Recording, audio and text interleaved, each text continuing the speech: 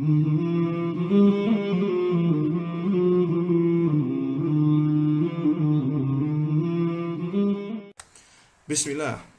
and welcome to the 15 biggest lies of David Wood, refuted and exposed.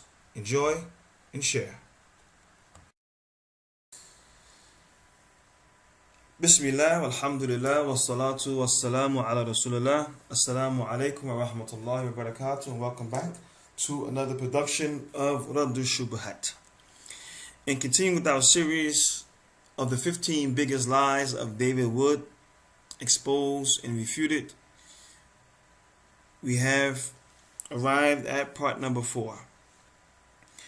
And as you see on your screen, the title of which is The Thawing of Aisha Lie. This is a lie concocted by David Wood against the Prophet Muhammad sallallahu alaihi wasallam that he would practice or partake in some practice called thawing. And I will let him describe what his position is on this. And my disclaimer to Muslims who are watching is that in this video and other videos to come that deals with the personal life of Prophet Muhammad sallallahu alaihi wasallam from this individual, you're going to hear some very offensive and very disgusting things from him. And I'm just giving you a forewarning. But this in no way is an excuse to shy away from dealing with these things and exposing them, as that's what our job is, and that's what we're going to do. At the end of this video, we want to show a personal encounter and how myself and David Wood actually begin our encounters. For we had some very personal encounters through email.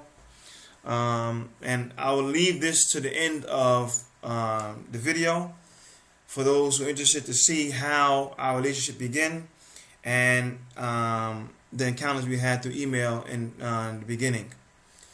But not only in this video will we expose this lie and bury this lie for what it is, that it will never be used again, as we try to do in all our videos, but also we will expose David Wood for the sick individual that he is and see the sickness and perversity of his mentality, as well as his disregard for truth and obsession with lying and lack of academic integrity.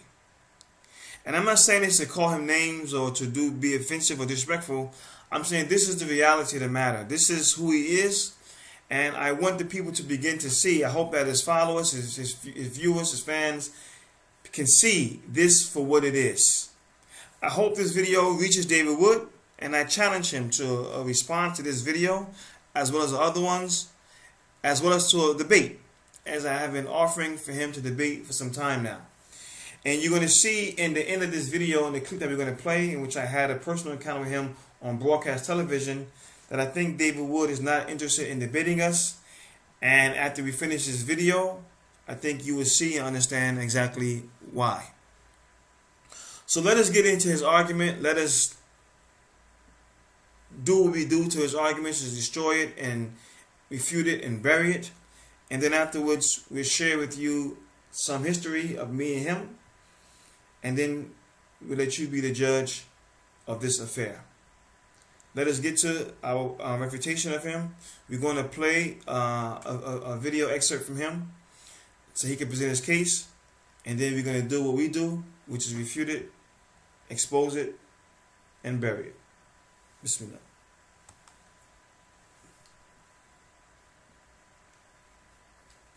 Means that if a girl is so small that you can't possibly enter her in sexual intercourse, then you engage in what was called thawing. Muhammad would engage in a practice called thawing when Aisha was 6 years old. Before he could actually have sex with her, she was too small before then. Before he could actually have sex with her, Muhammad, the greatest moral example, the example that you Muslims follow, would put his penis between her thighs and ejaculate on her. Okay, astaghfirullah. So you hear his argument. His argument is predicated upon Aisha being too small for intimacy, and because of that, the Prophet ﷺ would practice something called thawing. I'm highlighting this aspect of it because David Wood alludes to in this video and also in his online article, a fatwa that supposedly justifies this matter. We're going to deal with that fatwa, at least the principle of it, and then we're going to refute all of this.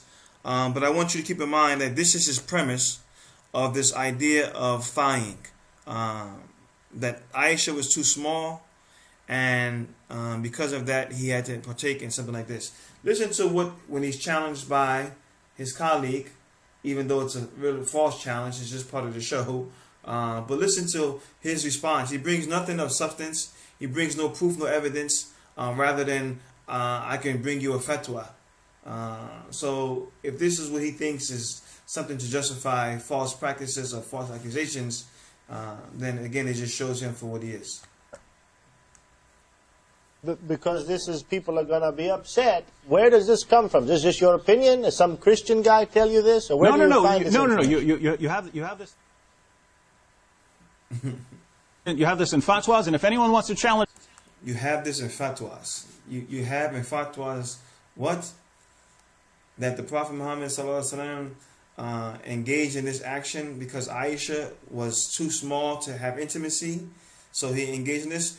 We challenge you, David Wood, to bring any fatwa that stated such. Any fatwa that stated that the Prophet Muhammad, peace be upon him, engaged in this activity because Aisha was too small to be intimate. So this is what the Prophet did, instead of having intimacy with her. Bring us any fatwa from any person, anywhere, at any time. We challenge you. Challenge us on this. If anyone wants to challenge us on this, because I really don't like to talk about the thighing issue. Sure, but I mean, you know, people are going to say, "Oh, you're making that up, you terrible Christian who hate Muslims. You're making that up." Come on, that's not.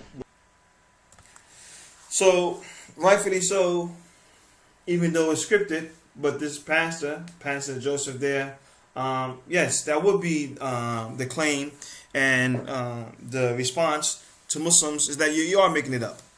And David Wood, from that time on, has brought nothing to prove that this was any activity attributed to the Prophet Muhammad sallallahu alaihi wasallam, and especially for the reasons that he brought up, which was because Aisha was too small. Now, he cited a fatwa in his article, and this is an article online. This is his website, Answering Muslims, and this is his article. Now, I'm going to show you again in the end, but this is my article that I wrote against him. I wrote this article against his article. So at the end of the video, we'll bring this up so you can just get a look at it and see my refutation of him a long time ago on this issue. But it's one that keeps surfacing. It's one that his followers and viewers persist in presenting as being factual. This is the fatwa that he presents, and it's a fatwa just that. I looked and I found this fatwa online, but I want to show you something quickly. As usual, Christian apologists got this accusation from Muslim scholars, a complete lie, who refer to the practice and their fatwas, legal rulings by Islamic scholars. There's nothing whatsoever that any Muslim scholars produce a fatwa for such a practice of the Prophet Muhammad, peace be upon him, and especially because of this. He begins, there's been an interesting debate in recent years between Christian apologists and Westernized Muslim apologists over the Islamic practice of thighing. So he's identifying this as being some type of Islamic practice of thighing, in which involves a Muslim, more specifically Muhammad, putting his penis between the thighs of a virgin or a woman during her period and moving back and forth until he ejaculates. So this is stuff like this is what he presented. Let us take a look at the fatwa, and I want to take a look at it from the online source as to be fair to what he presented. This is a screenshot. I found a fatwa. Let us go to it and look at it. This is from a website called Islam Web, and this is the fatwa, Mufakhada. This fatwa has nothing to do with Aisha being young, had nothing to do with Aisha being too small, and because of that, the Prophet Muhammad ﷺ engaged in this activity. Nor is this a practice of the Prophet Muhammad ﷺ or Islam. Moreover, a fatwa, let us be clear on what a fatwa is. in contradistinction of what he mentioned to be a legal ruling. A fatwa is a non-binding legal opinion. It's a non-binding legal opinion that's produced by someone who should have the qualification to produce it based on his understanding of the sources of Islam to answer a question that's related to something that was presented. But again, it's a non-binding legal opinion. And it's also should come from someone who's qualified to produce it, a term that we know as what is called a mufti. In this online fatwa, there's no one name associated with it, who produced it, who said it. Moreover, it has nothing to do with or no relation to Aisha in particular being young or too small to engage in intimacy. Rather, it's about the practice of the wives of Prophet Muhammad ﷺ when they were on their menses. Now, instead of looking at this fatwa, which is given here, which is has no basis for what they were presented, we want to go to the source itself and look at what the fatwa comes from. This is a hadith in Ibn Majah. We want to take it to a hadith in Sahih Bukhari, so that there's no question about its authenticity or the like, and look at what the hadith is talking about.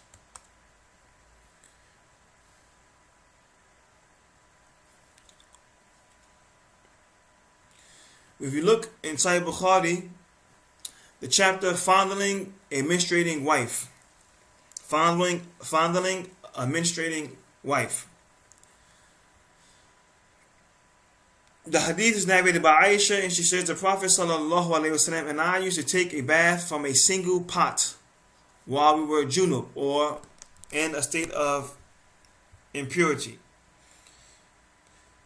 She was on her menses, so she was in a state of impurity, and the Prophet was needed to be a ghusl from being in junub.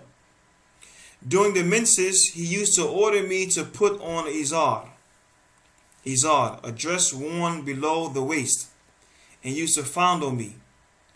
While i'tikaf, he used to bring his head near me, and I would wash it while I used to be in my period. So Aisha, she tells us what happened is that the Prophet Muhammad ﷺ, with her and his other wives, if they encountered their period, their menses, and he wanted to caress them, he wanted to hug them, he wanted to fondle them, or whatever the case, something that a man does with his wife, he would command her to put on an izar. So in the Arabic, you see that the word is izar in English, and I'm glad they gave the phonetics there, and they describe it as a dress worn below the waist, and we're going to see exactly what that is. But in the Arabic, she says that he used to command me fatu'azir, and that means to wrap myself with the izar. Now, keep this in mind. This is very important. This is very, very important, because remember what the claim is. The claim is that there's a practice called mufakhadha, which is playing with one's private organs between the thighs of a woman to the point of climax by the man. And in more particular, this was claimed upon the Prophet Muhammad sallallahu alaihi wasallam. Astaghfirullah. But this is what the claim is. This is what he's stating, right? So Aisha is saying that when the Prophet sallallahu alaihi wasallam wanted to fondle her, he would command her to wrap herself with the izar. Let us understand the injunction in Islam behind the menses. Let us understand the injunction in Islam behind the menses. Allah in the Quran, subhanahu wa ta'ala, He states about the menses, and they ask you about menstruation. Say it is harm. So keep away from your wives during menstruation.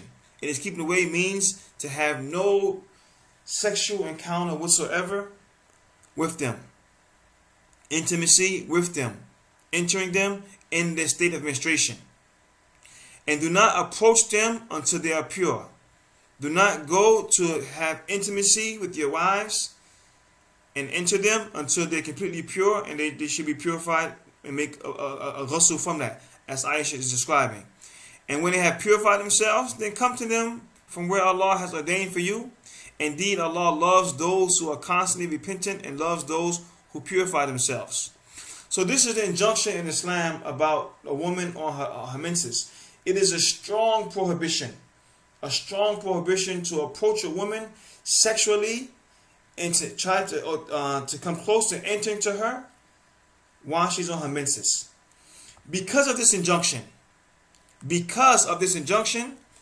Prophet Muhammad sallallahu alaihi wasallam, when he desired to be with his wives, caress them and touch them and be with them, which a man does with his wife, then he commanded them to make sure they would cover themselves.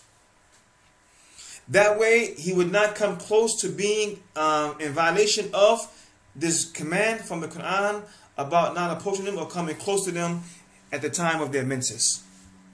So the Prophet Muhammad sallallahu alaihi wasallam is exactly following the injunction that's given by Allah subhanahu wa ta'ala to refrain from coming close to them in this area while they're on their menses.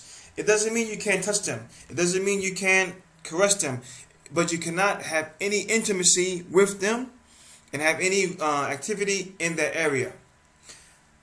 So this is what Aisha is describing. For someone to take this and in their imagination fathom that the Prophet Muhammad ﷺ used to do something of this mufakhada is just sick. Because remember what Aisha said, right? And I'm going to read the Arabic so you can understand this, because this makes it very clear. He used to command me. Here, in Arabic, for those who like to cheat Arabic and have no doubts about the issue. But the word in there is ya'muruni. He used to command me, from amra. He used to command me fa'tazilu, to wrap myself, to put on the izar. What is the izar? Let's go to look at what an izar is first from the visual. So we go to Google and we look at some images from the izar. And again, my apology, there are some images that's inappropriate, but you lower your gaze and you move on. Izar, this is izar. You see this here? This is what is termed a izar. You see this here? This is called an izar. These are good descriptions of what an izar is. You see this? This is izar. You see this picture here? This is an izar. You see? This is an izar. This is izar. So all these pictures of an izar, it's a cloth that you put on your waist to cover the bottom section of your body. This is an izar. And we can go on like that. You see, this is an izar. This is an izar. The Prophet Muhammad sallallahu alaihi wasallam is commanding Aisha to cover the bottom half of her body. Why? Because she's on her period. And the command in the Quran is not to approach them while they're on their period. So to make sure that there's no activity that takes place or anything happen in that area of her, the Prophet Muhammad sallallahu alaihi wasallam commanded her to put on an izar. I want to go to Lang's dictionary so we can see the definition of this word izar. We can see the definition of this word izar. In Lang's dictionary, the word izar is here. And it says, a thing well known, it goes, it's a waist wrapper. It's a waist wrapper. A wrapper for covering, or which covers the lower part of the body from the waist downwards, concealing the thighs and generally the upper half or more of the shanks. From the waist downwards, concealing the thighs. Why is this important that it conceals the thighs? Because mufakhadha means sitting between the thighs of someone.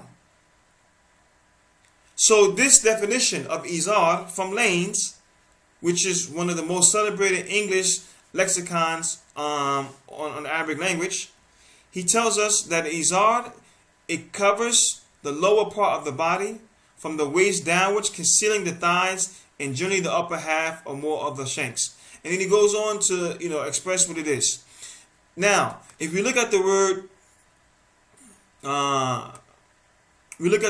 fakhath, which is here, mufakhadha comes from. Mufakhadha means he sat between the thighs of a woman. He sat between the thighs of a woman. And you can see Arabic here, mufakhadha. This is a word that's used supposedly in the fatwa and supposedly by David Wood, which is termed in English, thighing. He sits, who performs or is about to perform the act of coitus. Means it's a man sitting between the thighs of a woman before or about when they're about to engage in sexual activity. This word, mufakhadha, and this expression is in complete contrast to Aisha wearing an izar. It's a complete opposite. He cites a hadith, and let's go back to the hadith here because we want to analyze it. And I'm not really pressed for time here. We're going to cover this issue and deal with it however long it takes us to deal with it. But we're going to bury this and expose it for what it is. Because I want the people to see just how disingenuous and a liar this individual is to no bounds. Aisha says that the Prophet Muhammad ﷺ, he used to command me for ataziru, to wrap myself, to put on izar, which means to cover my thighs and everything in that area. How is it possible for the Prophet Muhammad ﷺ to engage in this activity of mufakhadha, which is sitting between the thighs, when he commanded his wives to cover their thighs and the bottom half of their body? It makes absolutely no sense. It makes absolutely no sense. Now, also, the word that's used in this hadith for fondling is not the understanding that maybe people may have in English of fondling, the normal understanding. So let us go to that. But I hope this aspect is clear. If I stopped here, the argument is done. The case is done. Just from this alone, the case is closed. You see what an izar is. You read the definition of what an izar is from the dictionary itself. We read what the word mufakhadha is, and we heard what the argument is about mufakhadha or thighing. The hadith that they use to prove thighing is the very opposite of any practice of thighing. The very opposite. Now, fondling. What is fondling and used in this hadith? The word that's used, even in the chapter heading, is mubashara. Mubashara. And Aisha, she uses the verb that the Prophet Muhammad sallallahu alaihi wasallam, that he used to fayubashiruni. He used to caress her. What does mubashara mean? Because I want you to be equipped with these words so you understand exactly what's being said in Arabic and what's being conveyed there, and not taking some English understanding and thinking that it means something that it doesn't. Again, we go to Lane's dictionary and we see what the word means. It says from this word, bashir or bashir mar'a, like to yubashiruha, to engage her or to fondle her, caress her. He was or became in contact with the woman skin to skin. This is all this word means. It means skin to skin. If you hug or you in bed with your spouse and your skin touch her skin, then this is yubashira. This is to have this mubashara. This is what it is. So the Prophet Muhammad sallallahu alaihi wasallam, if he was with his wives and he wanted to hug them, he wanted to caress them, he wanted to touch them, he wanted to kiss them, whatever it is, before doing so, he would make sure that they covered themselves so that no activity or nothing would be occurred in the area which is prohibited. and then he would engage them. And I have a question to ask. In all honesty, and since we're dealing with this, if a man has a wife and he wants to encounter her by hugging her and kissing her, and she happens to be on her menses, is there anything wrong with him hugging and kissing and touching his wife and avoiding the area which is prohibited? Men, you have wives. Wives, you have husbands. When the women experience their menses, does a husband completely neglect her? Do he say, okay, listen, you're on your menses, so I'm not going to touch you. I'm not going to encounter you whatsoever? For now, Muslims, they may even encounter themselves on their menses, even in that area. This is not acceptable in Islam. But for women who have a decency and a type of purity amongst themselves, who don't engage in activity while in their menses, does that mean that the husband can't hug you and caress you and kiss you outside of your private area? What would be the problem of the Prophet Muhammad sallallahu alaihi wasallam hugging his wife, kissing his wife, fondling his wife over and above any area of the waist and downwards? Are we going to make as if somehow, because we have narrations about the private life of Prophet Muhammad sallallahu alaihi wasallam, that normal things that husbands do with their wives is somehow now seen to be bizarre and unfitting? This is nonsense. But this is what people do to further their argument. They take words in English, they manufacture arguments, and they project it. And this is why we refute these issues. So it becomes clear now from these hadith, from the statements of the lexicon, the definitions, the pictures, you can see now clearly that this hadith has nothing to do with this lie of mufakhadha. Nothing to do with it. Rather, it's the opposite. Now, also in the article, David Wood, he goes on to mention about how the Prophet Muhammad sallallahu alaihi wasallam, how did he get semen on his clothes? And you can read the article to get into the full argument. But how did he get semen on his clothes and like that? It's just, it's his mind is racing in all these different perverted directions to come to a conclusion of something that never took place. But I want to bring you another hadith in closing. And this is also narrated from a woman. The chapter of washing out the menstrual blood. Because one of the arguments is that Aisha used to wash off the semen that used to be on the clothes of the Prophet Muhammad sallallahu alaihi wasallam. And their argument is that, well, how did the Prophet get semen on his clothes that Aisha needed to wash it off if he wasn't engaged in thawing? First and foremost, if the activity of thawing, as they describe, occurred, the semen wouldn't be on the clothes of Prophet Muhammad sallallahu alaihi wasallam. Rather, it would be on the spouse in which he engaged activity in, if you took that argument. And again, my apologies to have to deal with this, but we have to refute it. But if you find that there was another occurrence where there was fondling and there was hugging and caressing, and as a result of that, a climax occurred and semen got on the clothes, then this is a normal activity that would happen between a spouse, especially given the fact that intimacy between the two is forbidden in that area for the woman. But listen to what the women used to do and say about cleaning. A woman asked Allah's Messenger, "Oh, Allah's Messenger, what should we do if the blood of menses falls on our clothes?" Allah's Messenger replied, "If the blood of menses falls on the garment of any one of you, she must take hold of the blood spot, rub it, and wash it with water, and then pray in it, or pray with it." The same thing the Prophet Muhammad sallallahu alaihi wasallam used to do. If he had any type of impurity on his clothes, Aisha, she would wash it, and then he would go and pray in it. Why is this important? Why is this important? And another narration right below it mentioned about who? By Aisha herself.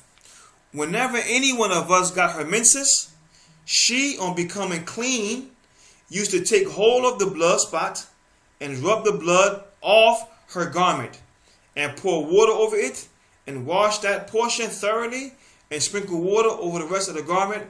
After that, she would pray in it or pray with it. Aisha is narrating the same thing she should do to her clothes, she should do to the clothes of the Prophet Muhammad sallallahu alaihi wasallam. Another point to add here. Aisha is the wife of the Prophet Muhammad sallallahu alaihi wasallam, and a wife, out of her relationship with her husband, she washes his clothes.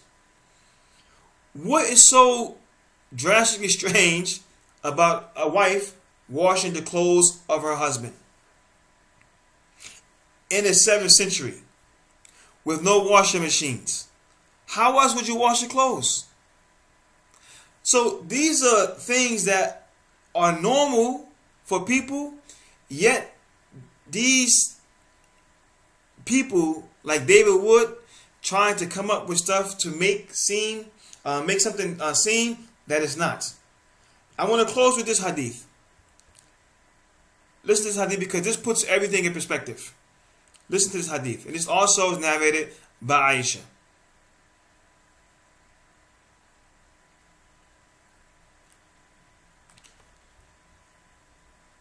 This hadith here, narrated by Aisha.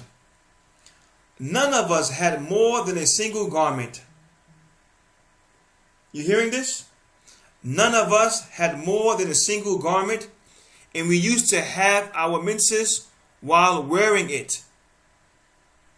Whenever it got soiled with blood of menses, we used to apply saliva, and also we know from other hadith water to the blood spot and rub off the blood with our nails.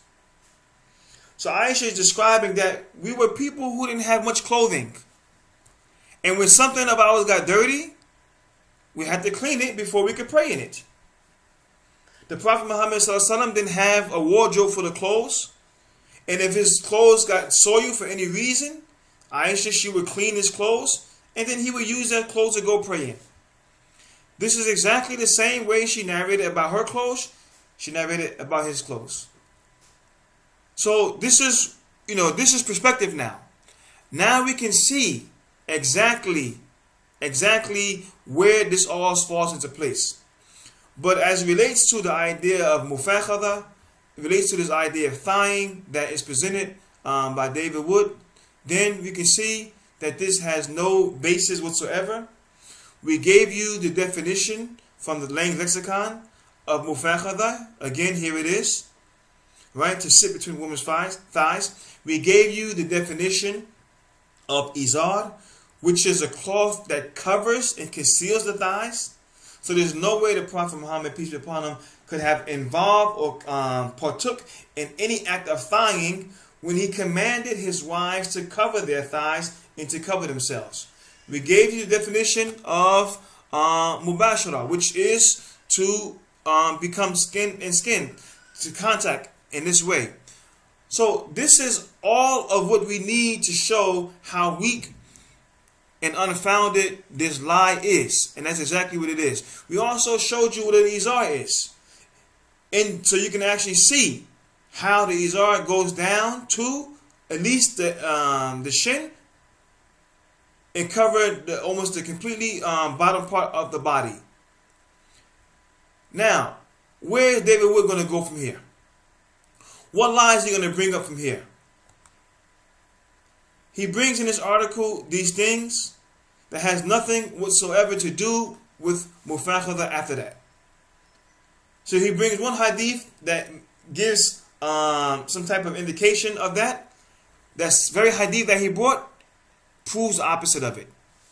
And then he goes on and mentions other things that has no relation to thawing, but trying to justify the Prophet Muhammad sallallahu his obsession with virgins and stuff like that. But this is a whole other topic. And you read this article first, and then you read my article and see how I dealt with this article and destroyed it. The issue is done. It's over. I want to show you now in closing, just so you can understand David Wood and his mindset and what's going on, and specifically his relations to me personally. In 2014, I got in contact with David Wood, and we began to share some emails. I invited him to a debate. He asked me, do I want to debate? This is his email to me. So you like to debate? And I answered in affirmative, and I began to express my case to him. I'll leave it here for a second or two. You can see it, and then you can pause your video and just see the correspondence there, and you can see how this went down. I'm not going to go through all this and read all this, but you can see David Wood is very sour. He's very bitter, and he is indicative from his expressions that he don't have a problem with attacking Islam at any means, any cost. Especially when there is much means and much cost, because he makes a living off it. But you screenshot this and you read it on your time, and you see how the conversation went down. Eventually, David Wood sent me the article that he wrote, and that's the article that we alluded to here. That's his article. And then I wrote an article in response to that one, and this is what I told you about. That's my article here. So if you visit our website, which is attached to our YouTube channel, Radush Shubuhaat, you go to articles, go to refutations, and you see this article there with a couple other articles in the article section. I wrote the article and sent it to him and refuted his whole article point by point. I sent this to him, and from that time on, David Wood has been avoiding me. So much so that we get a video like this. And let me show you just how David Wood has been avoiding me.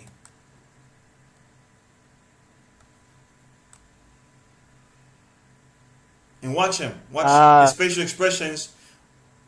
As we get to the end of the video, you can see that the guy is alarmed and does everything in his ability to try to stay away from having to engage me.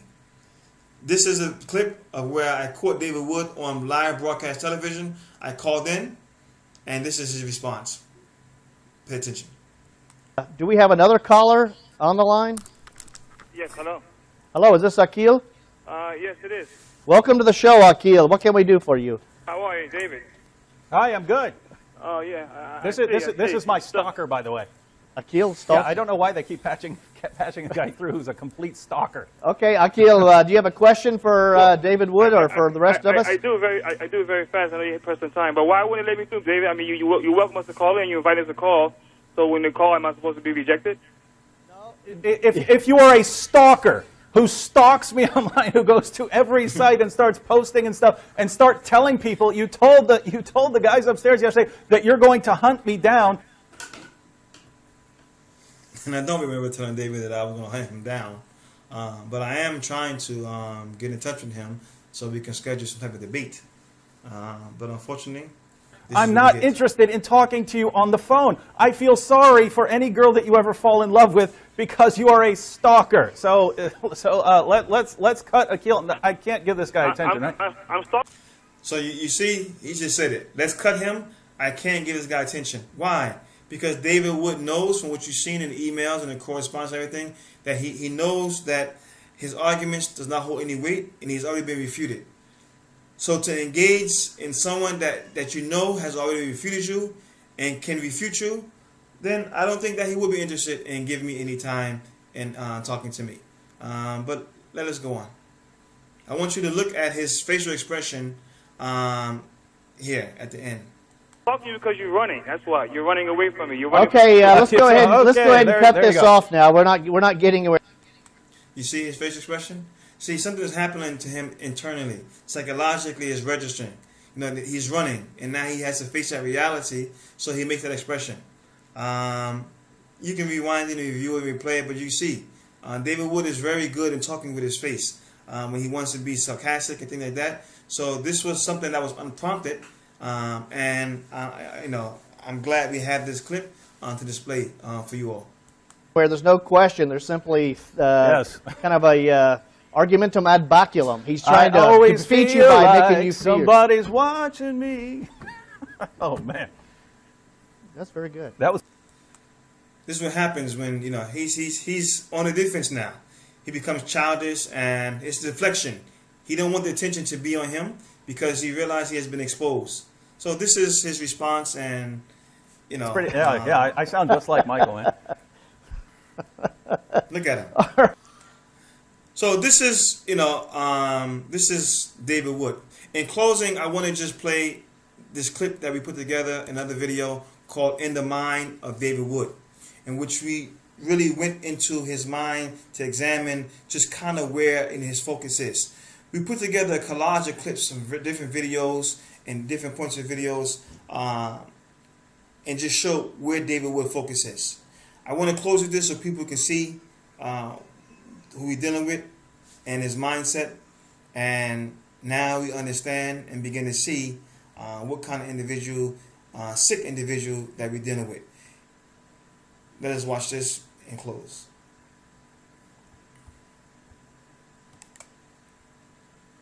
Sex, rape, sex, rape, sex, intercourse, sex, rape, prostitution, rape, sex, rape, sex, rape, rape, sex, intercourse, sex, rape, prostitution, rape, sex, rape, sex. So this is something we put together. I mean, and this is, there could be much more than that. But we just took those clips. This is what you're dealing with. This guy is very sick. He's very perverted. And he has no problem with lying in his perversity and his sickness. He has a focus on infatuation, a fixation with the private life of the Prophet Muhammad sallallahu alaihi wasallam, that he spends a lot of his material on that. I encourage you to watch this video if you want to see more detail as we highlight this in this video, In the Mind of David Wood. But this is what we wanted to bring. We hope the issue is clear now. This whole idea of thighing is a lie. It's baseless. It has no support whatsoever from any sources of Islam. It is not at all a practice of Prophet Muhammad sallallahu alaihi wasallam or the Muslims whatsoever. Rather the opposite, as we've seen from the verse in the Quran, from the hadith of Prophet Muhammad sallallahu alaihi wasallam. The very same hadith that he used to try to advance the idea of thighing is a very hadith that destroys his argument when we look at it and examine exactly what's said in the hadith itself from Aisha. So we hope this matter is clear now. We apologize that the video went even this long, but this matter is settled. The lying of thighing is done. It's been destroyed, it's buried. And if anyone that brings up this issue again, then just refer them to this video. And if this video ever reaches David Wood, and after the fact he brings up this issue, then again just know that the guy has an obsession with lying, and no problem in doing so. Pass this on, share it, and we hope that his followers begin to see what's going on and the truth of the matter. هذا وصلى الله على نبينا محمد وعلى آله وصحبه وسلم. سبحانك اللهم وبحمدك أشهد أن لا إله إلا أنت أستغفرك وأتوب إليك. والسلام عليكم ورحمة الله وبركاته.